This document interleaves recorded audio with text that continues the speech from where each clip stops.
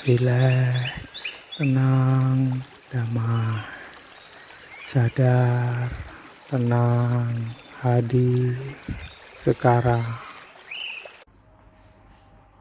Halo Sobat RTD, salam rileks, tenang, damai. Bagaimana kabarnya di sana? Saya yakin Sobat RTD sekeluarga selalu dalam kondisi yang rileks, mudah tenang, sehingga kedamaian dalam hati bisa menyebar ke sekitarnya. Ketenangan dalam diri merupakan awal mula dari semua hal-hal yang menyenangkan. Semua hal-hal yang buruk juga bisa disadari. Oh, saya sedang melakukan hal buruk. Oh, saya sedang tidak bahagia. Oh, pikiran saya merajalela. Oh, perasaan saya merajalela. Bisa makin kita sadari dalam kondisi yang tenang. Oke, Sobat RTD, kali ini saya ingin sharing mengenai sebuah proverb atau sebuah quote, sebuah kalimat yang sering kita dengar, yaitu mungkin kalimat sofistik, kalimat ketuhanan, kalimat spiritual yang bilang bahwa kemanapun saya menghadap, yang saya lihat hanya wajahmu, hanya wajahnya, hanya wajah Tuhan. Ini sesuai juga dengan apa yang ada di kitab-kitab suci, bahwa dalam segala hal, dalam semua ciptaan, itu ada Tuhan di sana. Ada partikel Tuhan di sana. Sama seperti diri kita juga. Ada partikel Tuhannya.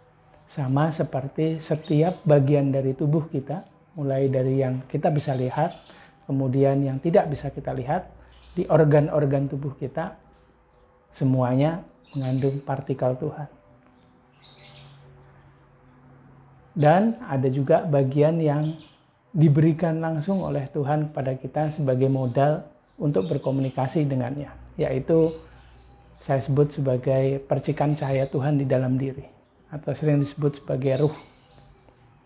Inilah percikannya dari cahayanya Tuhan yang diberikan kepada kita sebagai modal untuk berkomunikasi dengannya, sebagai modal dasar kita hidup, karena energi yang paling utama yang kita butuhkan ada di bagian tersebut, yaitu energi spiritual yang menghidupi semua bagian-bagian yang ada dalam diri kita, baik yang terlihat, yang ada di luar sini, atau ada organ-organ di dalam, pikiran, jantung, liver, usus, atau apapun yang ada dalam diri kita,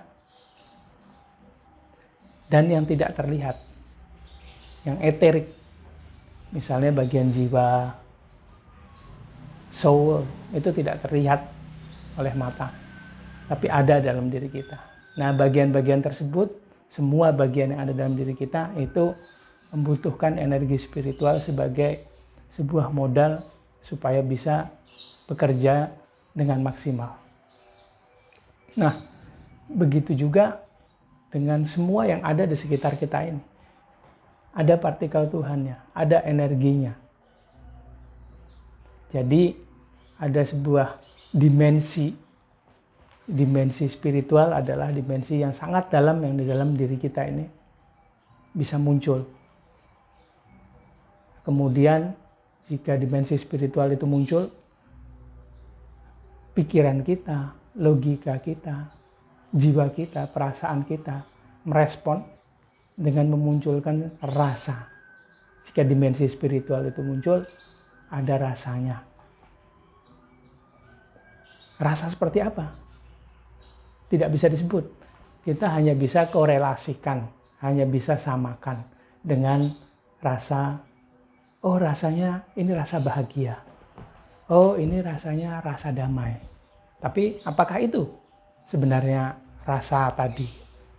Rasa yang muncul akibat dimensi spiritual itu bisa digapai. Atau bila energi spiritual itu muncul membanjiri lapisan-lapisan jiwa kita, pikiran kita, organ-organ tubuh kita, pusat-pusat energi, jalur-jalur energi, Bila itu semua teralir energi spiritual, ada perasaan juga yang muncul. Perasaan yang menurut saya tidak ada korelasinya, tidak ada padanan kata yang tepat untuk bilang bahwa itu rasanya rasa ini, rasa itu. Mungkin sedikit mendekati dengan rasa bahagia. Mungkin bisa sedikit mendekati dengan bilang, rasanya damai sekali. Ada bilang juga senang sekali, nyaman sekali. Oke, itu kan padanan kata, karena kita selalu berusaha untuk bisa memahami. Dan begitu juga kalau kita melihat sekitar kita.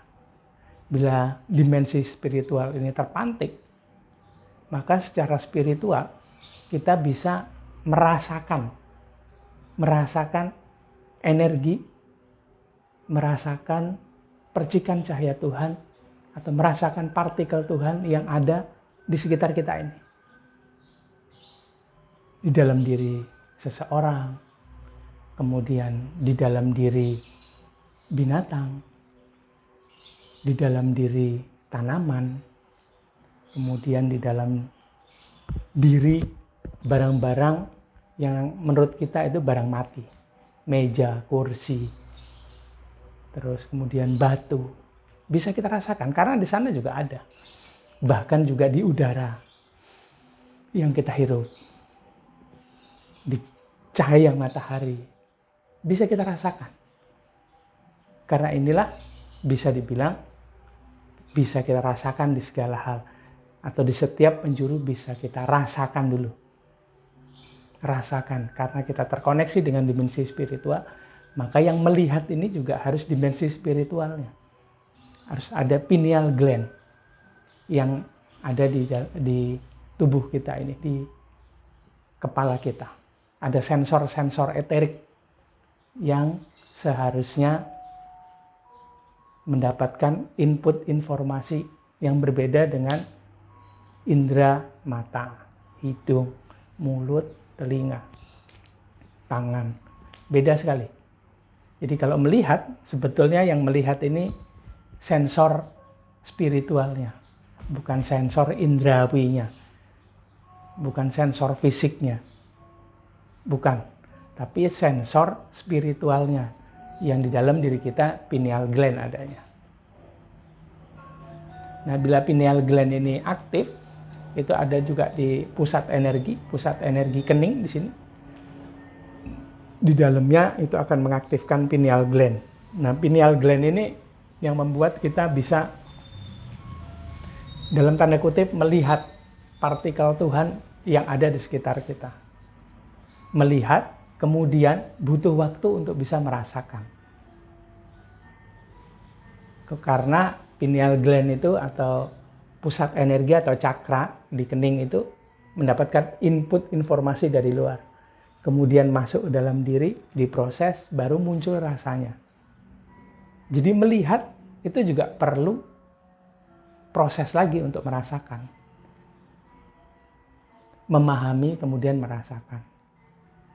Jadi kalau yang melihat itu pasti sensor spiritualnya, indera spiritualnya, bukan matanya ini. Karena mata kita tentu saja tidak bisa melihat hal-hal yang eterik. Bagi beberapa orang yang memiliki kemampuan khusus untuk bisa melihat hal-hal atau melihat dimensi lain, bisa melihat frekuensi yang berbeda, warna-warna yang berbeda dengan yang ditangkap orang lain, mestinya yang melihat itu sensor spiritualnya. Dan ada dimensi yang berbeda dengan dimensi spiritual, mungkin dimensi supranatural. Kalau bisa melihat makhluk gaib, maaf, ini kita tidak mengomongkan atau tidak berbicara mengenai hal-hal seperti itu. Ini hanya spiritual, karena kemampuan saya terbatas, hanya bisa berbicara, hanya bisa sharing mengenai hal-hal spiritual sesuai dengan ilmu yang saya pelajari, yaitu ilmu energi spiritual Nusantara. Baru saja saya pelajari kira-kira di tahun 2010. Di tahun 2022 ini, apa yang saya dapatkan? Makin gak bisa saya. Makin rasanya makin ada banyak hal yang saya tak bisa, makin ada banyak hal yang harus saya pelajari lagi. Makin dipelajari, makin nggak bisa. Makin ingin dipahami, ternyata makin sedikit yang bisa dipahami. Ya begitulah, karena kemampuan terbatas saya. Begitu juga dengan pemahaman spiritual dengan apa yang saya ceritakan tadi. Bahwa kemanapun saya menghadap, yang terlihat hanya wajahnya. Mungkin dalam kacamata energi spiritual, yang terlihat itu mungkin energinya. Energi dari percikan cahaya Tuhan yang ada di dalam diri. Energi spiritualnya yang ada di setiap hal. Ketika energi spiritual ini bisa terlihat, terasakan di dalam diri, itu ada rasa-rasa yang muncul. Ada rasa bahagia, rasa tenang, rasa damai. Benarkah rasa itu sebenarnya yang muncul? Ya enggak juga. Karena itu adalah sebuah padanan kata yang membuat kita bisa paham, lebih paham. Padanan kata yang sedikit menjelaskan makna sebenarnya. Karena enggak ada, menurut saya pribadi, tidak ada, atau saya mungkin yang belum paham ya, saya yang belum tahu, apa kata-kata yang tepat untuk menjelaskan rasa itu. Ada yang bilang juga, itu rasa sejati. Ya bisa jadi. Tapi kalau saya pribadi lebih menyenangkan untuk selain melihat, itu sudah luar biasa. Kemudian merasakan lebih luar biasa lagi. Dan ada juga hal yang paling utama setelah itu. Bisa berkomunikasi secara interaktif. Bukan yang dengan di sana. Bukan dengan hal-hal yang ini. Tapi dengan yang ada di dalam diri kita. Yang sering saya sebut sebagai navigator. Yaitu aktifnya kesadaran spiritual bila kita bisa terhubung dengan bagian percikan cahaya Tuhan. Muncullah kesadaran Tuhan di dalam diri. Yang sering saya bilang sebagai navigator. Itu bagian yang atau lapisan kesadaran yang lebih dalam dibandingkan dengan lapisan jiwa. Lapisan jiwa ada 3, lapisan diri palsu, lapisan jiwa tenang, lapisan diri sejati. Diri palsu itu ada jiwa ego, jiwa amarah, jiwa keinginan. Kemudian diri sejati ada jiwa suci, jiwa murni, jiwa bijak. Terus kemudian masih ada lagi bagian logika atau pikiran. Nah, ada hal yang berbeda dengan melihat secara spiritual, sensor-sensor spiritualnya dipakai, dapat masukan, diproses oleh prosesornya di dalam diri kita, yaitu semuanya ada di otak. Duh, katanya pakai hati. Ya, ini terminologi orang-orang spiritual dengan bilang jangan pakai otak, tapi pakai hati. Tapi menurut saya pribadi semua bagian itu ada di satu tempat utama, yaitu di dalam kepala kita. Misalnya ada jiwa yang berada di neurokorteks, yang berada di bagian leher belakang di pangkal otak. Kemudian ada di dalam pikiran kita, otak kita, organnya itu otak. Kemudian bila fungsi kerjanya itu pikir.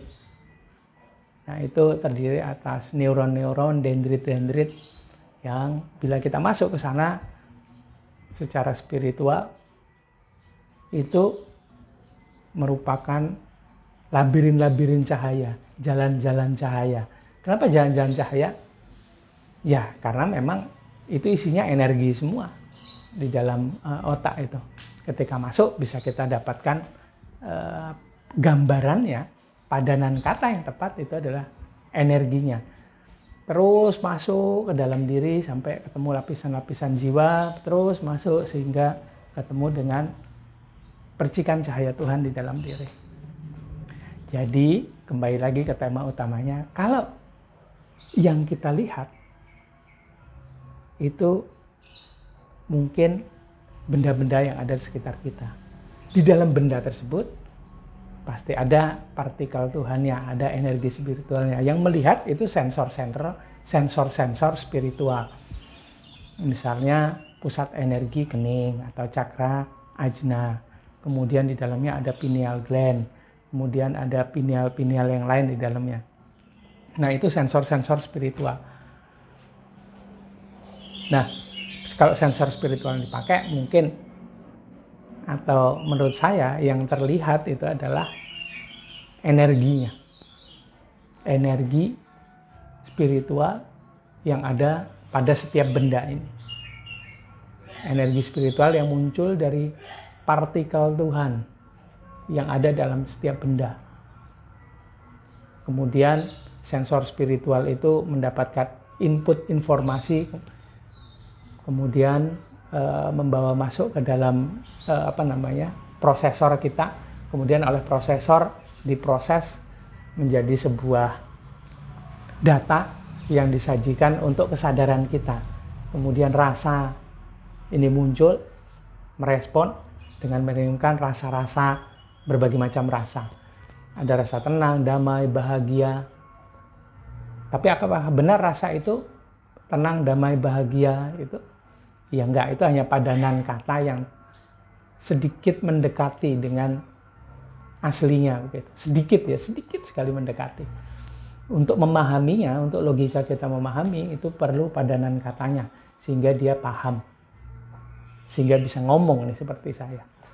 Tapi kebenarannya hanya sedikit sekali mendekati aslinya.